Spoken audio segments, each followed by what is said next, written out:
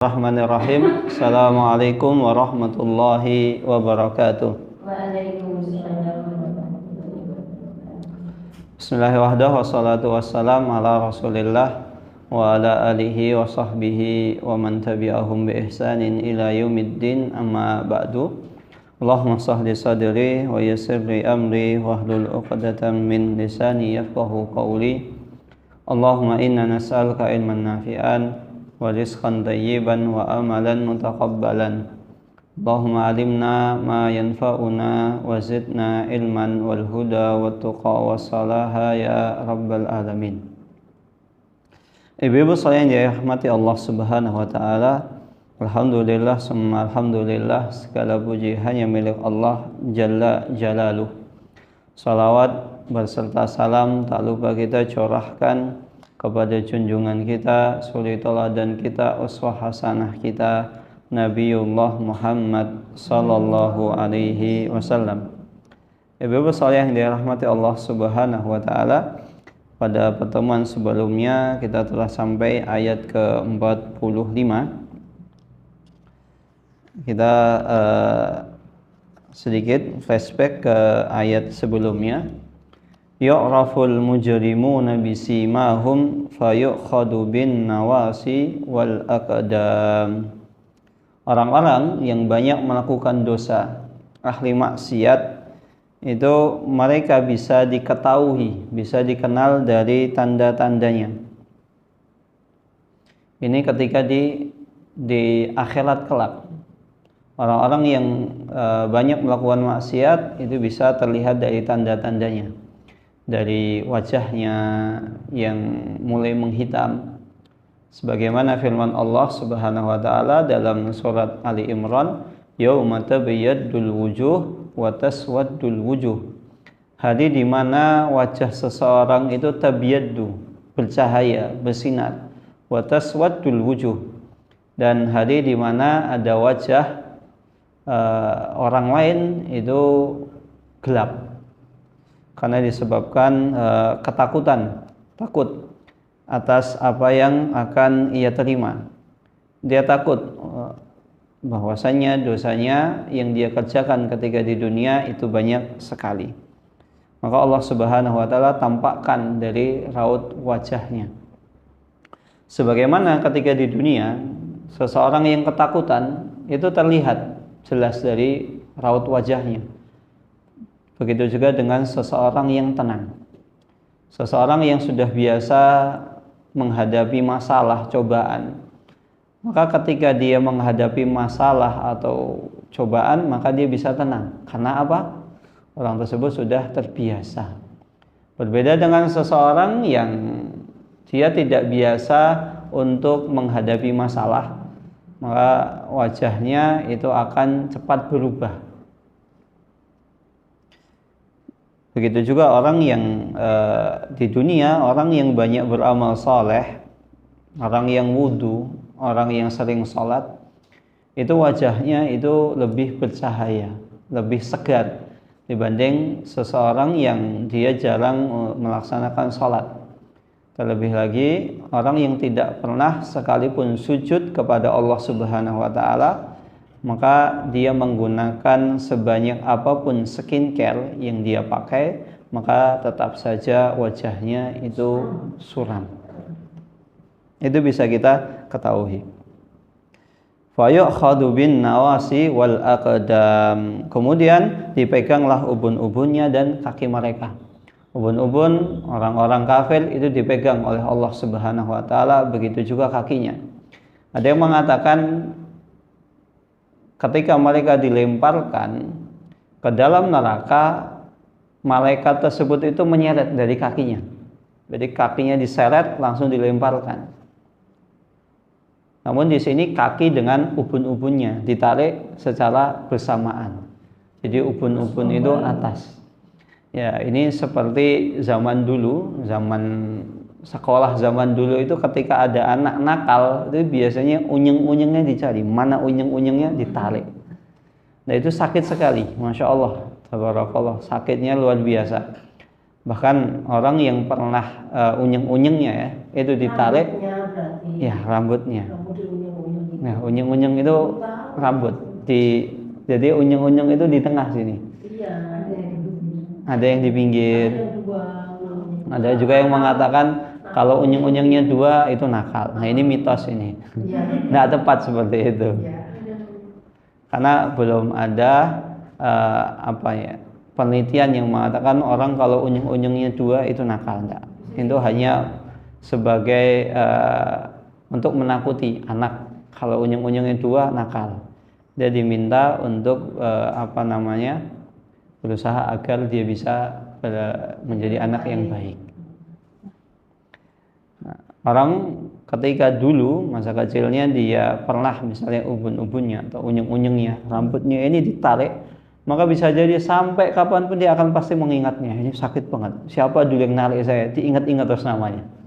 Ini luar biasa. Belum pernah, alhamdulillah. Dulu saya alhamdulillah belum pernah, Bu. Nah, cuman teman-teman yang sudah pernah itu cerita. Itu pokoknya sampai kapanpun nggak akan saya maafkan. Sakit banget. Begitu juga di sini. Godeknya itu dijenggit. Nah, kalau di bahasa kita di Sukoharjo itu dijenggit, tarik. Itu sakitnya masya Allah, sakit banget. Bukan hanya sakit hati, tapi sakit beneran. Nah, bagaimana ini yang menarik ini bukan manusia, tapi yang menarik adalah malaikat. Jadi ubun-ubunnya dan kakinya ditarik secara bersamaan. Ini sebagai bentuk penghinaan untuk orang tersebut. Karena namanya kepala adalah tempat yang paling mulia, tempat yang mulia. Maka ketika benda atau barang atau anggota yang mulia kemudian diperlakukan semena-mena, maka ini menunjukkan sebagai bentuk penghinaan. Fabi ayyi ala'i rabbikuma tukadziban, maka nikmat manakah dari Tuhanmu yang akan engkau dustakan? Orang-orang kafir Allah Subhanahu wa taala telah berikan nikmat yang banyak. Nikmat yang Allah berikan kepada orang kafir itu lebih banyak dibanding nikmat yang Allah Subhanahu wa taala berikan kepada orang mukmin ketika di dunia. Ini bukan berarti Allah Subhanahu wa taala cinta kepada mereka, enggak. Ini sebagai bukti bahwasanya Allah Subhanahu wa taala merahmati seluruh hambanya, tidak membeda-bedakannya. Mau dia muslim, mau dia kafir, Allah berkasih sayang kepada mereka, mau mencurahkan nikmatnya. Ini yang pertama. Yang kedua, ini sebagai hujjah, sebagai alasan agar orang kafir kelak di akhirat tidak bisa beralasan lagi. Saya tidak ngerti kalau begini dan begitu. Saya tidak tahu kalau apa yang saya yakini selama ini adalah kesalahan. Sedangkan orang yang dulu saya bully, saya rendahkan, saya hina, saya caci maki, itu adalah yang dia anut adalah kebenaran. Ini sehingga orang ketika dikatakan demikian dia tidak bisa beralasan lagi. Hadihi jahannamul lati yukadzibu bihal mujrimun. Wahai orang-orang kafir, inilah neraka jahanam yang dulu kalian dustakan karena sebab pembangkangan kalian. Betapa banyak orang ketika mengingkari sesuatu, akhirnya pengingkaran tersebut itu menjadikan dia lalai. Dia lalai untuk hal-hal yang penting bagi dirinya. Maka kalau seandainya seseorang mengingkari sesuatu, mana ada seperti itu, nggak mungkin. Akhirnya secara tidak langsung orang itu hilang kewaspadaannya. Misalnya ada yang mengatakan begini, dulu ketika gempa Jogja itu ada banyak isu, katanya air itu sudah seperti bahkan sampai Klaten. Nah, orang mana mungkin kayak gitu, nggak mustahil.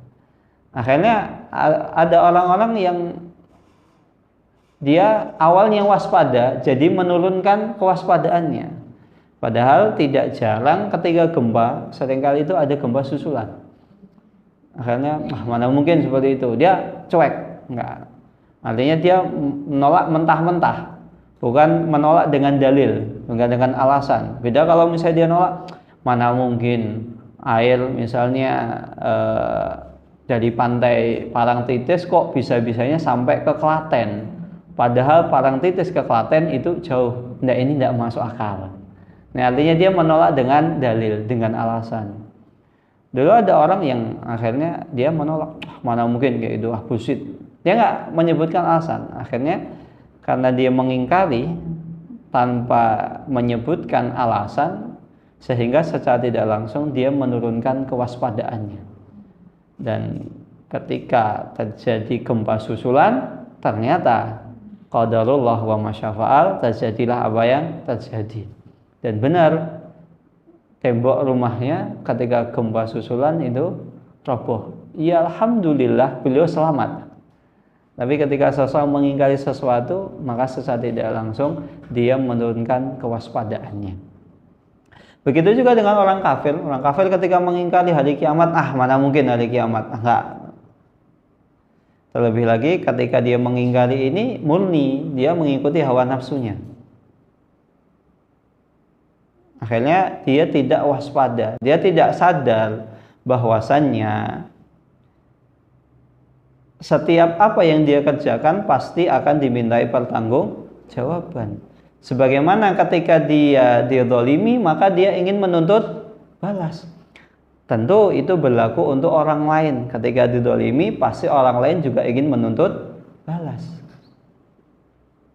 Terlebih lagi orang-orang di sekelilingnya tanpa dia sadar sudah banyak yang meninggal. Bukankah ini menunjukkan bahwasannya kekuasaan seseorang itu sampai kapanpun pasti akan ada akhirnya. Nah, dia lupa, nggak mungkin kiamat itu, nggak mungkin hari pembalasan, nggak mungkin, karena dia membantahnya tanpa alasan yang jelas.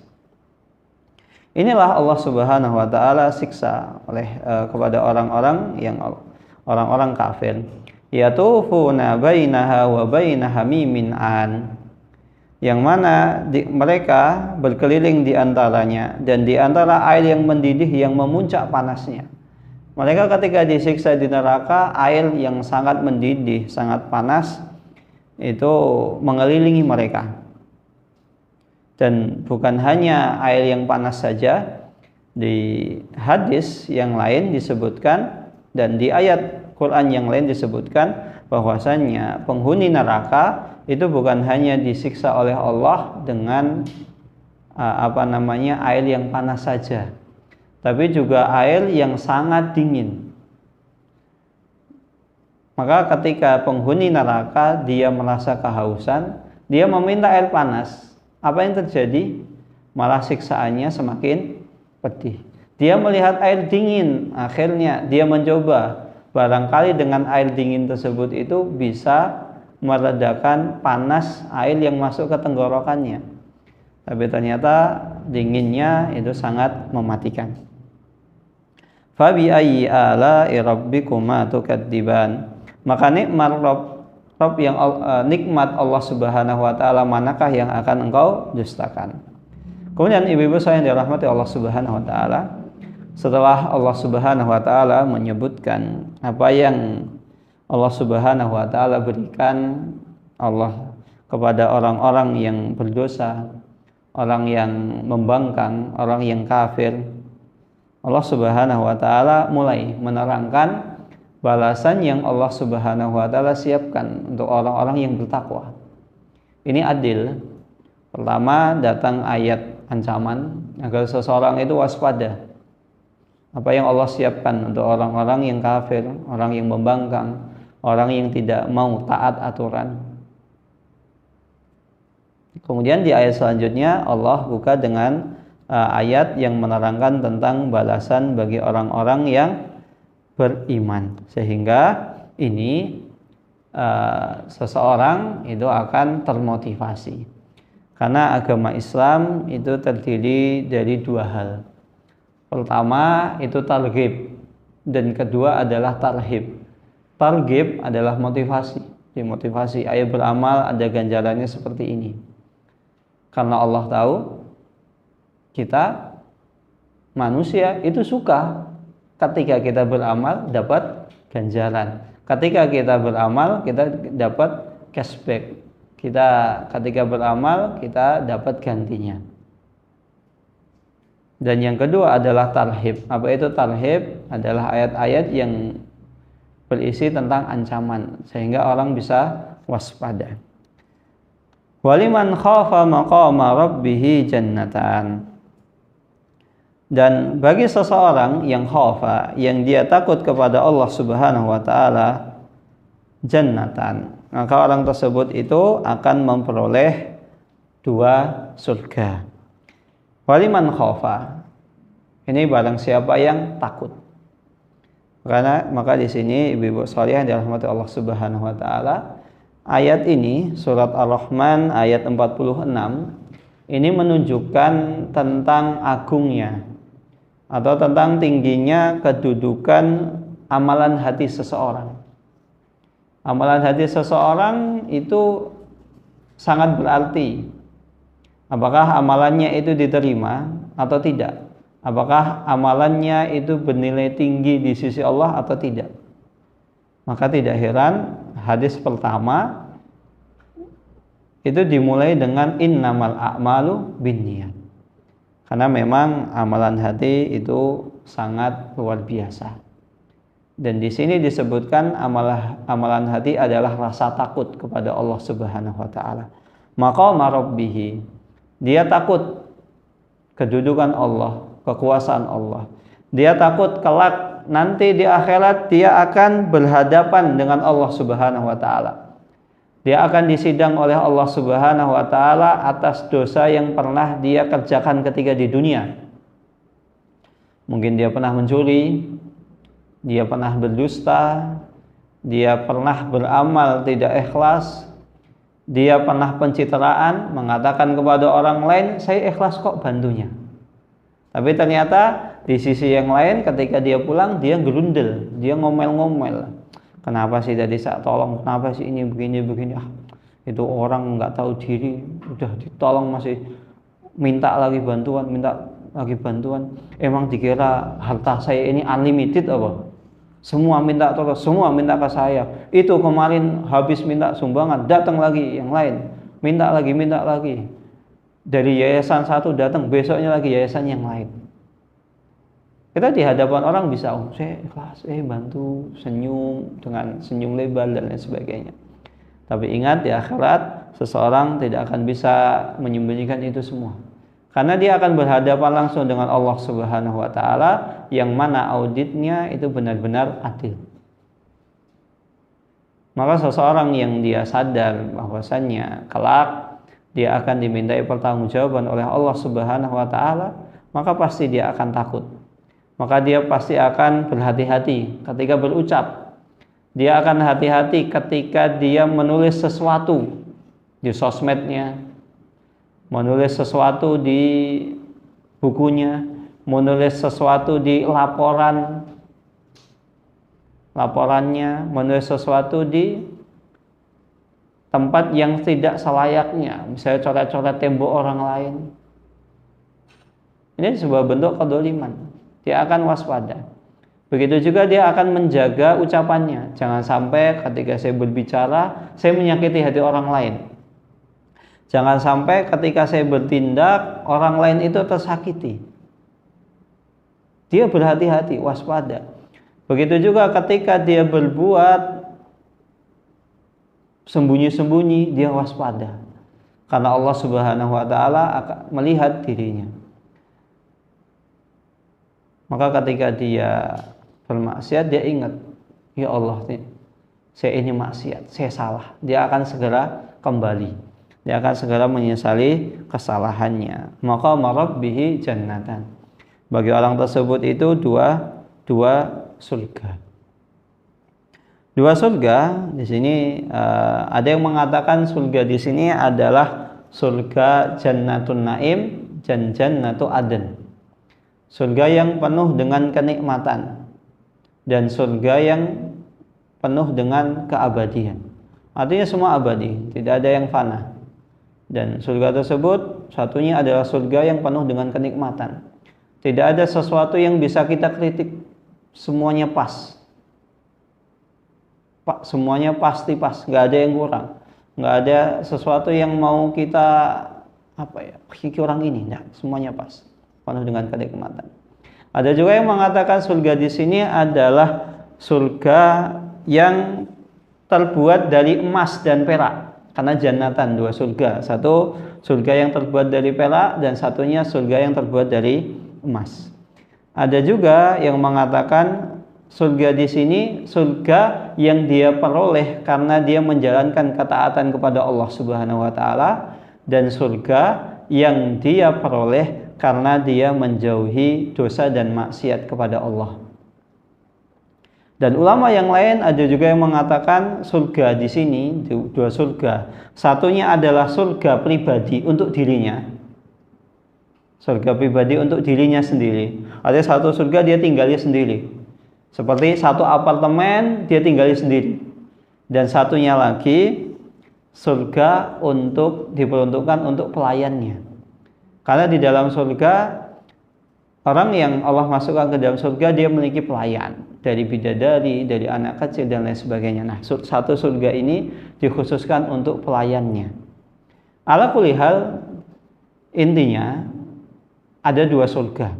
Entah itu surga yang terbuat dari emas, perak, surga keabadian, surga kenikmatan, surga diperoleh dengan ketaatan atau menjauhi maksiat dan lain sebagainya. Intinya adalah surga. Dalilnya, Rasulullah SAW pernah mengatakan kepada para sahabat tentang Waraqah bin Naufal. Siapa itu Waraqah bin Naufal? Waraqah bin Naufal adalah sepupunya Khadijah, yaitu seseorang yang didatangi Rasulullah SAW dan Khadijah setelah Rasulullah menerima wahyu di Gua Hira. Ketika itu beliau menggigil, kemudian Khadijah mengajak Rasulullah kepada Waraqah bin Naufal, sepupunya yang seorang rahib, seorang Yahudi. Nah, Rasulullah SAW pernah bersabda kepada para sahabat yang menunjukkan bahwasannya surga itu ada dua. La tasubbu Waraqata ibni Naufal fa inna lahu jannatan au jannataini. Janganlah kalian sekali-kali mencela Waraqah bin Naufal, karena sesungguhnya dia memiliki satu surga atau dua surga. Ini yang bersabda Rasulullah SAW, dan ini bukti bahwasannya surga itu ada dua, dan surga itu bukan ada satu. Nah, nanti bisa kita cek ketika nanti Allah masukkan ke dalam surga. Itu surga apa? Surga yang terbuat dari perak dan emas, atau surga yang penuh dengan kenikmatan, surga yang penuh dengan keabadian, atau lain sebagainya. Dan di sini maka marabbihi jannatan. Salah satu sebabnya seseorang yang mendapatkan surga, dua surga, adalah seseorang yang dia takut ketika bermaksiat. Seperti kisahnya Nabi Yusuf alaihissalam. Nabi Yusuf alaihissalam suatu ketika terbetik dalam benak beliau untuk maksiat, dan ini normal. Terlebih lagi saat itu segala kondisi mendukung. Pertama, yang mengajak berzina adalah istri raja atau istri pejabat. Kedua, semua pintu itu sudah ditutup oleh siapa? Oleh istri pejabat tadi. Kedua. Ketiga, lokasi kejadian adalah di rumah perempuan. Yang ngajak perempuan, terlebih lagi yang mengajak adalah seorang perempuan cantik jelita. Maka saat itu Nabi Yusuf alaihissalam hampir.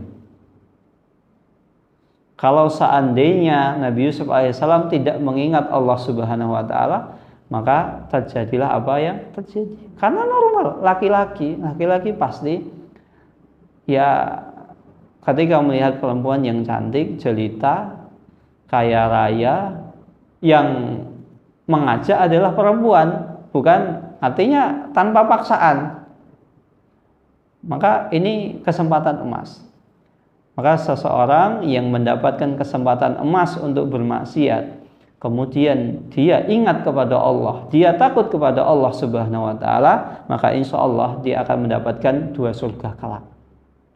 Karena disebabkan takut kepada Allah Subhanahu wa taala. Terlebih lagi tidak ada orang yang melihat saat itu. Dan namanya yang mengajak adalah istri pejabat, maka apapun yang terjadi, skandal apapun siap untuk dibungkam, ditutup rapat-rapat. Pintunya sudah ditutup oleh sang istri, terlebih lagi berita-berita yang akan menyebar pasti akan ditutup oleh sang istri. Ini bisa dibuktikan ketika istrinya Imra'atul Aziz itu mengundang seluruh wanita yang mengejek dia. Masa ada gitu loh, istri pejabat kepincut sama seorang budak masih muda. Apa sih istimewanya? Akhirnya Imra'atul Aziz, istri raja tersebut, mengundang seluruh wanita yang menjelek-jelekkan dia.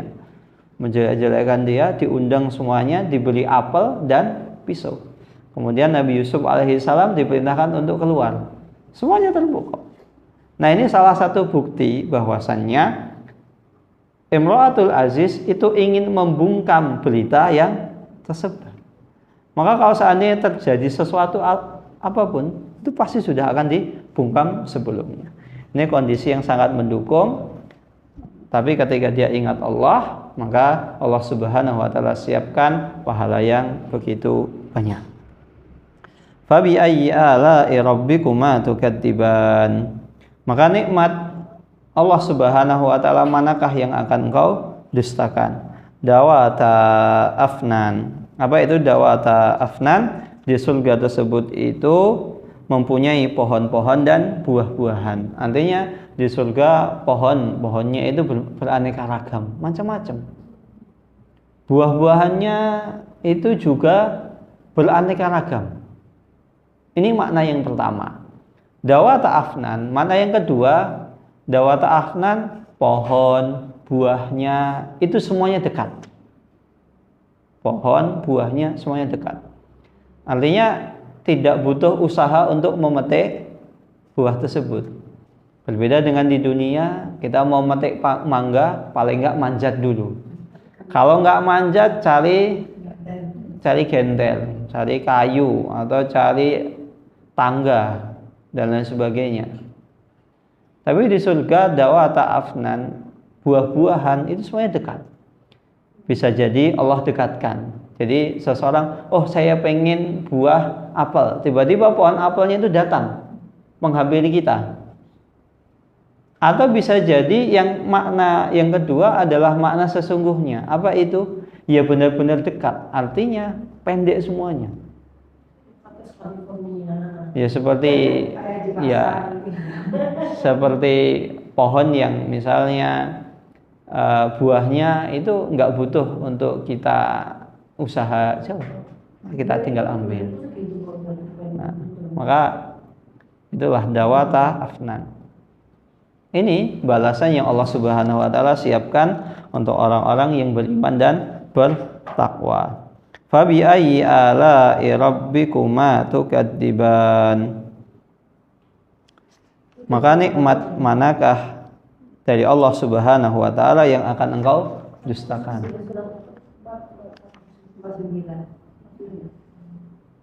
Terlebih lagi Allah Subhanahu wa taala ketika memberikan surga kepada orang-orang yang taat, surga tersebut itu mala ainun ra'at. Tidak ada yang mata yang pernah melihatnya. Wala udunun sami'at, dan tidak ada yang pernah mendengarnya secara langsung. Wala khatara ala qalbil basar, dan tidak mungkin terbetik dalam benak seorang manusia. Maka tidak ada yang pernah masuk surga. Belum ada orang yang pernah masuk surga. Artinya Rasulullah SAW sendiri juga belum. Itu dulu. Belum juga melihat. Karena maknanya adalah mala ainun ra'at wala udunun samiat. Nggak ada yang pernah lihat. Mata tuh nggak ada yang pernah lihat. Manusia nggak ada yang pernah lihat. Tapi kita yakin, kalau kita yakin sekarang Rasulullah pasti sudah sudah melihatnya dan menempatinya. Namun permasalahannya Rasulullah SAW sudah meninggal, tidak mungkin mengabarkan kepada kita. Dan bahkan dalam sabda Nabi Muhammad SAW yang lain, nikmat surga yang paling rendah itu sama dengan 10 kali lipat nikmat yang paling indah di dunia. Kita membayangkan, ayo kita bayangkan, tidak bisa. Nggak akan kebayang sampai kapanpun, nggak akan kebayang. Maka ini dalil bahwasannya dalam permasalahan gaib, dalam masalah akhirat, tidak setiap hal itu harus bisa kita logika, harus kita nalar begini dan begitu, tidak bisa. Hal-hal gaib ya sudah serahkan kepada hal yang gaib. Maka cukup bagi kita ini beriman dan yakin. Maka kalau ada orang mengingkari, mana mungkin surga dan neraka itu ada, itu cuman khayalannya Muhammad saja, itu hanya khayalannya Rasulullah SAW. Ya sudah, biarkan orang tersebut, nggak peduli mau kamu beriman nggak beriman, yang penting ada, saya yakin. Kalau nggak percaya, mari nanti kita buktikan. Karena kita percaya kepada suatu hal yang gaib, itu tentu balasannya akan lebih banyak dibanding kita melihat sesuatu yang buktinya itu nyata di depan kita. Terlebih lagi yang mengatakan itu adalah bukan orang yang track recordnya pendusta, tidak pernah berdusta sekalipun, maka pasti kita akan percaya. Kalau misalnya ada orang yang track recordnya baik, nggak pernah berdusta dari kecil, apalagi kita kenal orang tersebut, kemudian tiba-tiba orang tersebut mengatakan, saya tahu ada peta harta karun yang terpendam di mana? Misalnya di bawah gedung ini. Kira-kira kita sebagai orang yang kenal track recordnya, kita percaya nggak? Ya pasti percaya. Kalau perlu, di mana? Letaknya sini. Oh, cari alat. Kalau perlu digali misalnya 1 meter, 2 meter, 3 meter, belum ketemu. Tapi kita tetap yakin nggak mungkin orang ini nggak mungkin orang ini berdusta. Kita tetap yakin. Begitu juga persaksian orang Quraisy kepada Rasulullah SAW. Wahai segenap orang kafir, orang Quraisy, suku Quraisy, kalau seandainya aku mengatakan sesungguhnya di lembah tersebut itu ada sebuah pasukan yang lengkap dengan peralatan perangnya, siap untuk menyerang kalian, apa kalian percaya? Ya percaya. Karena tidak mungkin Rasulullah SAW berdusta. Dan yang ditunjuk Rasulullah SAW itu lembah. Lembah mana? Lembah dekatnya. Artinya orang ketika ada pasukan di sebuah lembah, harusnya dari bawah, apalagi pasukannya banyak ya, dari bawah atau dari atas, harusnya pasukan tersebut kelihatan. Tapi orang suku Quraisy tidak serta-merta langsung membantah. Saya percaya. Karena kamu adalah as-sadiq al-amin, engkau yang jujur lagi terpercaya.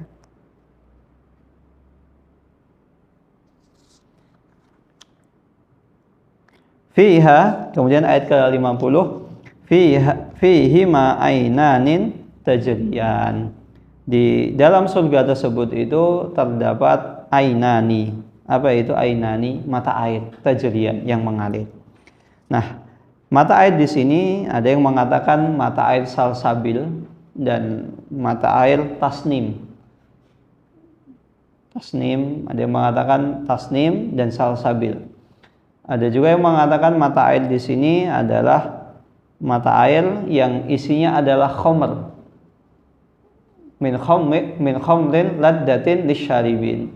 Mata air tersebut itu khamr. Khamr yang tidak memabukkan. Sudah pernah kita bahas di surga itu ada nama-nama yang namanya ada di dunia, namun hakikatnya berbeda. Itu hanya sekedar nama saja, khamr, tapi tidak bau, tidak memabukkan, tidak membuat seseorang itu muntah ketika meminumnya, segar. Maka min khamrin laddatin lisyaribin, yang terdiri dari khamr, laddah. Apa itu laddah? nikmat disyaribin bagi seseorang yang meminumnya. Yang kedua adalah mata air yang segar. Ala kulli hal, yang jelas di akhirat, di surga sana ada dua mata air. Bisa mata air susu dan madu, khamar dan madu, dan lain sebagainya. Intinya ada dua mata air. Dan yang perlu kita ketahui di sini, mata air di surga ini diperuntukkan untuk siapa? Mata air di surga ini Allah Subhanahu wa taala peruntukkan untuk orang-orang yang ainani tajriyan. Apa itu ainani? Ainani itu kan mata air tajriyan yang mengalir. Maka ini kembali kepada maknanya, yaitu seseorang yang memiliki dua mata yang matanya sering mengalirkan air darinya. Apa itu? Menangis. Jadi orang yang sering menangis, takut kepada Allah Subhanahu wa taala, maka Allah Subhanahu wa taala berikan untuk mereka mata air. Karena di dunia dia sering menangis, menyesali dosanya, takut atas dosanya, takut atas siksaan Allah Subhanahu wa taala, maka Allah Subhanahu wa taala berikan untuk orang tersebut itu mata air. Mata air terharu ya enggak? Ya, mata air takut, bukan terhalu. Artinya terhalu itu identik dengan senang. Orang misalnya, alhamdulillah akhirnya anak saya lulus juga. Tak kira kamu dulu itu nggak lulus. Alhamdulillah akhirnya kamu keterima di PTN ternama favorit. Alhamdulillah, kan nangis. Nggak jarang nangis. Ini nangis sedih apa nangis bahagia? Nangis bahagia, bukan nangis sedih. Ya Allah, ya walaupun ya Allah biayanya mahal, tapi kan tetap senang. Nah, nangis sedih. Ada sedih ya, sedih karena takut dosa saya banyak. Saya takut kepada Allah Subhanahu wa taala. Kemudian ayat selanjutnya yaitu ayat ke-51, fa bi ayyi ala'i rabbikuma tukadziban, maka nikmat Allah Subhanahu wa taala manakah yang akan engkau dustakan? Nikmat yang Allah Subhanahu wa taala berikan kepada kita ini begitu banyak sekali.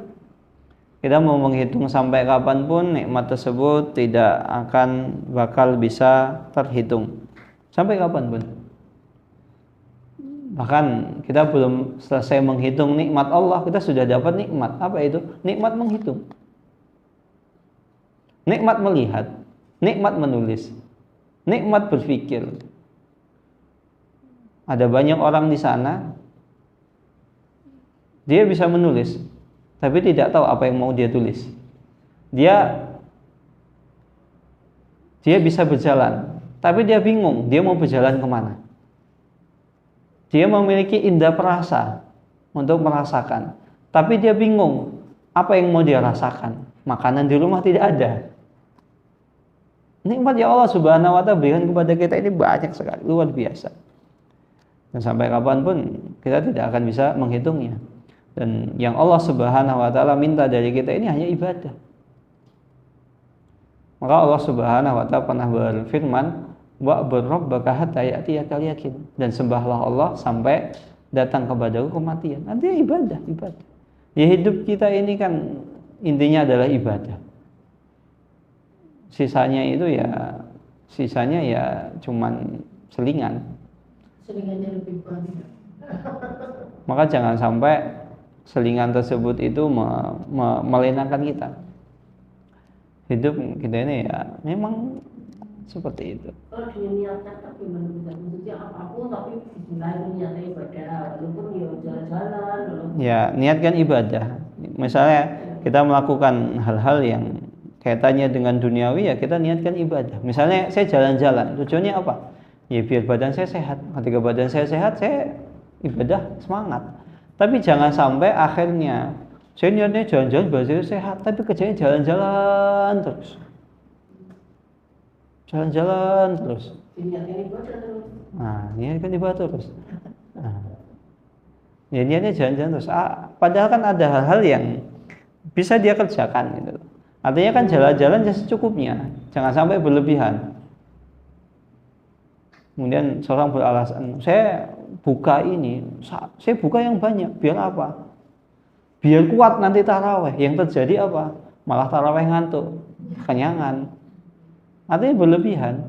Maka kalau buka ya secukupnya, dan masing-masing di antara kita tahu kadarnya, kapasitasnya.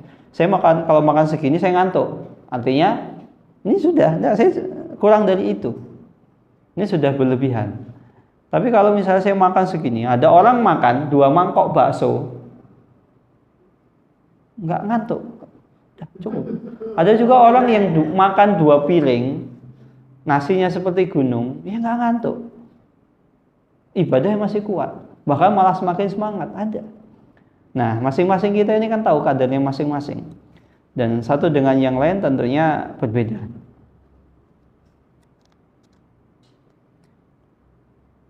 Fihima min kulli fakihatin zaujan. Fihima min kulli fakihatin zaujan. Dan di dalam surga tersebut itu terdapat min kulli fakihatin, berbagai macam buah-buahan. Buah-buahan zaujan, artinya buah-buahan di sini itu buah-buahannya ya namanya zaujan, itu kan berpasang-pasangan, entah bagaimana. Yang jelas buah-buahan di surga semuanya manis. Bisa jadi ini manis, tapi ini manis sekali. Seperti ini enak, tapi ini lebih enak. Enak sekali. Ini ya semua makanan, semua buah-buahan di surga itu semuanya enak dan nikmat. Dan ada juga yang mengatakan buah-buahan tersebut itu mempunyai warna dan rasa yang berbeda-beda satu dengan yang lain. Artinya bermacam-macam. Bukan hanya satu macam. Karena namanya pasangan itu menunjukkan bukan hanya satu jenis. Artinya ada jenis lain. Berjenis-jenis macam-macam.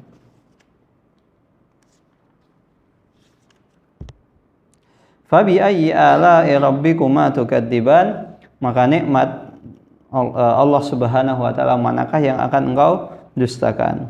Muttaqiina ala furushin bata'inuha min istabraq wa janal jannataini. Dan pada ayat ke-54, dan mereka para penduduk surga tersebut itu mereka bertelekan di atas permadani yang sebelah dalamnya dari sutera.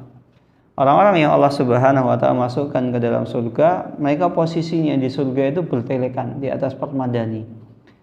Bertelekan itu bagaimana? Ya kondisi layah-layah, tidak duduk dan tidak tidur. Malas. Nyantai. Pikirannya tenang. Tidak ada sesuatu yang dia pikirkan. Berbeda dengan seseorang duduk. Orang duduk itu kan waspada, ada sesuatu yang dia pikirkan. Beda dengan orang yang duduk misalnya bertelekan, seperti raja-raja, atau seperti orang yang misalnya di pantai, itu kan tenang, nggak ada sesuatu yang dia pikirkan, nggak mikirkan apapun, santai, pikirannya plong, tenang, nggak ada masalah. Maka kalau ada orang dia bisa bersantai, bisa bertelekan, ya itu kondisi tenang, nggak ada sesuatu yang dia pikirkan. Berbeda dengan orang ketika dia tidur, ada yang dia pikirkan, apalagi ketika posisi dia duduk, terlebih lagi kalau dia posisi berdiri.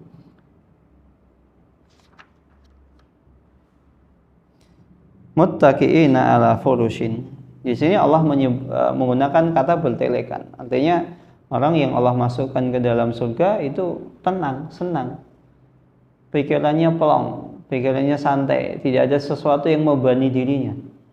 Berbeda kalau Allah Subhanahu wa taala menyebutkan kondisi orang yang masuk surga itu dalam kondisi duduk atau kondisi berdiri. Nah, namanya kondisi duduk atau berdiri, ada sesuatu yang sedang dia kerjakan. Berdiri, dia sedang mengerjakan. Kalau namanya orang santai bertelekan, nggak ada sesuatu yang dia kerjakan. Sebagaimana para raja itu duduk bertelekan, sudah siap semua pelayannya melayani diri, tenang. Intinya dia tugasnya ya seperti raja itu ya, tugasnya ya tinggal makan, ada yang nyuapin, mau mandi ada yang memandikan, ganti baju ada yang menggantikan, butuh apa ada yang menyiapkan, semua sudah siap.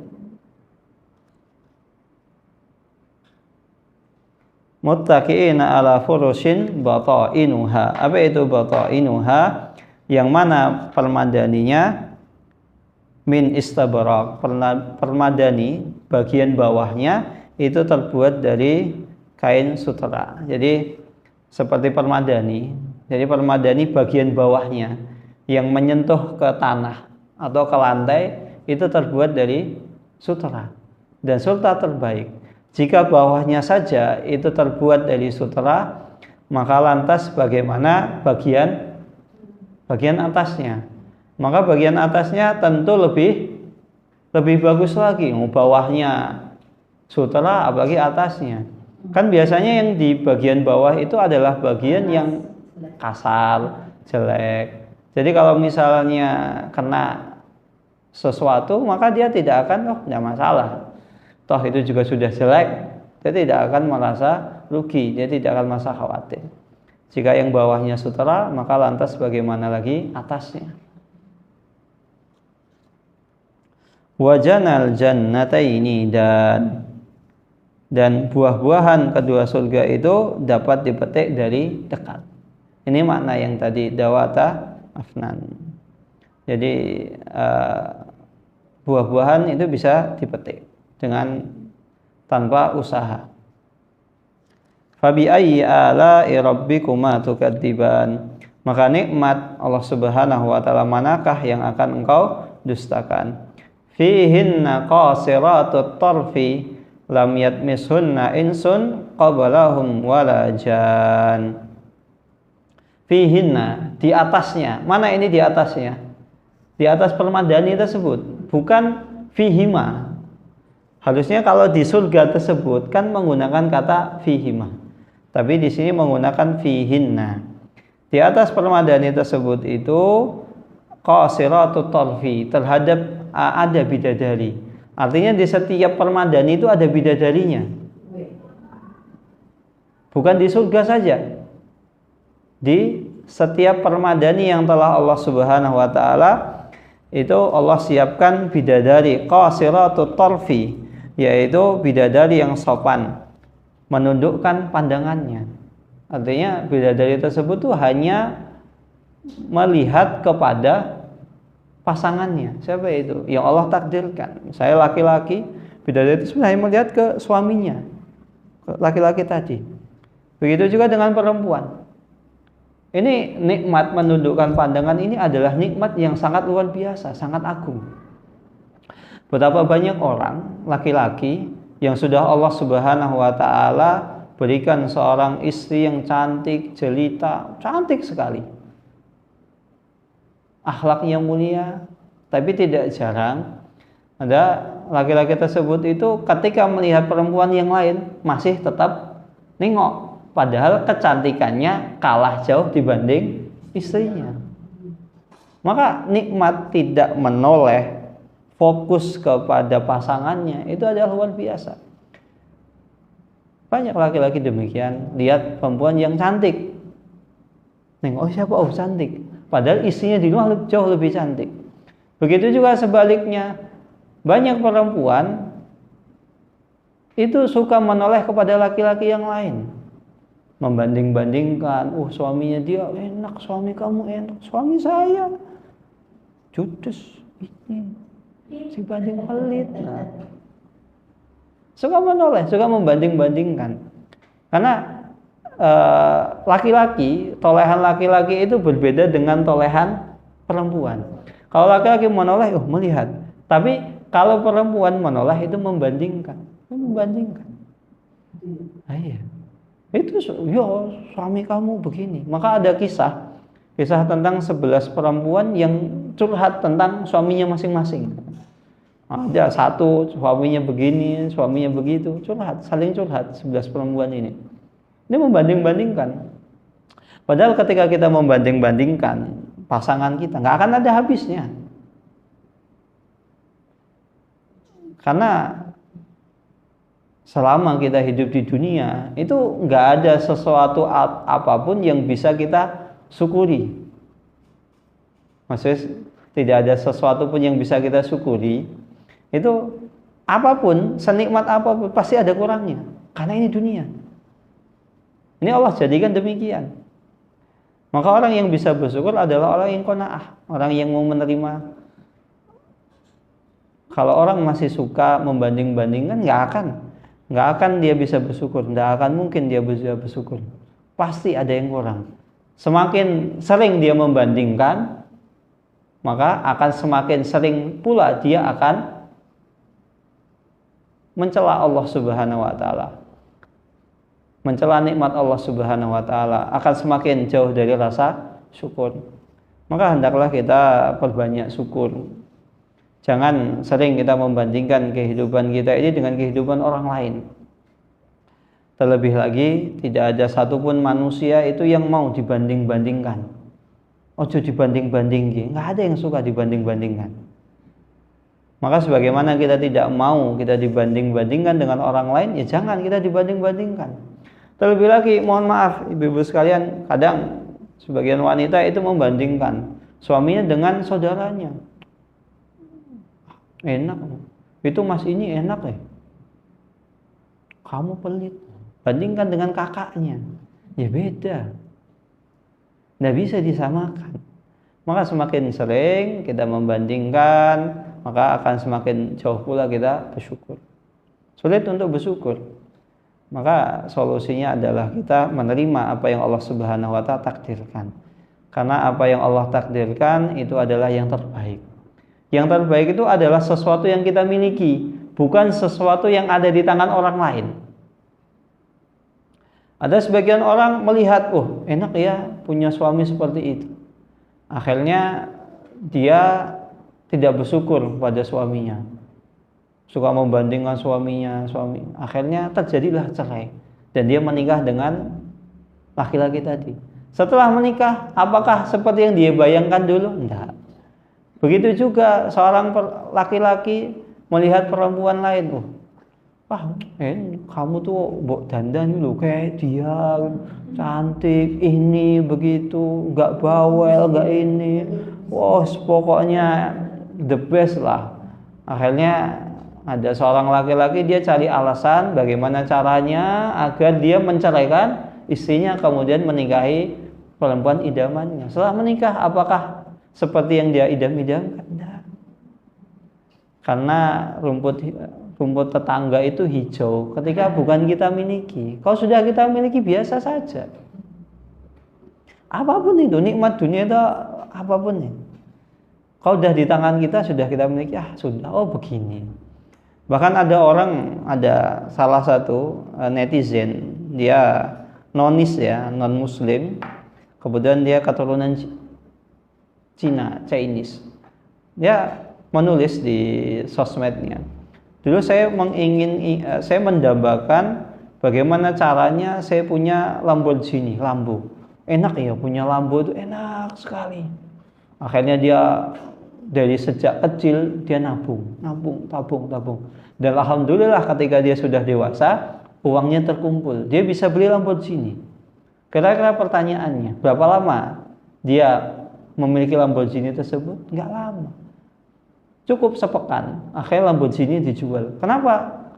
Bukankah Lamborghini itu yang engkau idam-idamkan sudah bertahun-tahun, engkau mengidam-idamkannya, engkau menabung, engkau mengumpulkan uang sampai engkau rela makan minimalis, misalnya cuma makan nasi dan kecap misalnya, sampai kamu rela seperti itu setelah engkau miliki, kenapa engkau jual? Dia mengatakan, ternyata ketika saya memiliki Lamborghini itu tidak enak. Di jalan tidak bisa bebas. Macet sedikit, mesinnya rusak. Harus ngurus ini, ngurus itu, banyak enak. Enak saya mending pakai Supra, getok, tak enak dibanding pakai Lamborghini. Itu pengakuan orang tersebut. Lebih enak pakai Supra getok lebih enak pakai Supra batok getar dibanding pakai Lamborghini. Nah ini hanya yang tahu bapak-bapak. Ibu-ibu nggak ngerti. Ternyata ya nikmat itu kan seperti itu ya. Hanya indah itu ketika belum di tangan kita. Ketika sudah di tangan kita beda.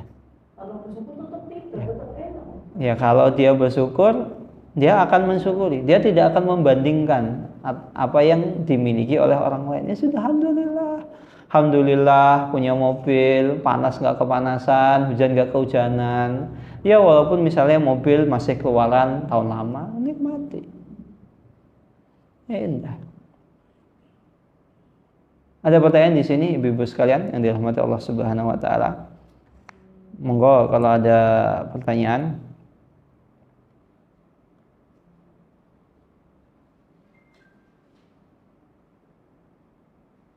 Ada pertanyaan? Insyaallah pertemuan selanjutnya ayat 56 ini kita kulik lebih jauh lagi. Karena kalau mau dikulik sepertinya tidak cukup. Karena di sampai ayat 70-an. 70-an. 78. Ini kita baru sampai ayat 56. Monggo kalau ada pertanyaan. Ini yang bisa disampaikan, kurang lebihnya mohon maaf. Assalamualaikum warahmatullahi wabarakatuh.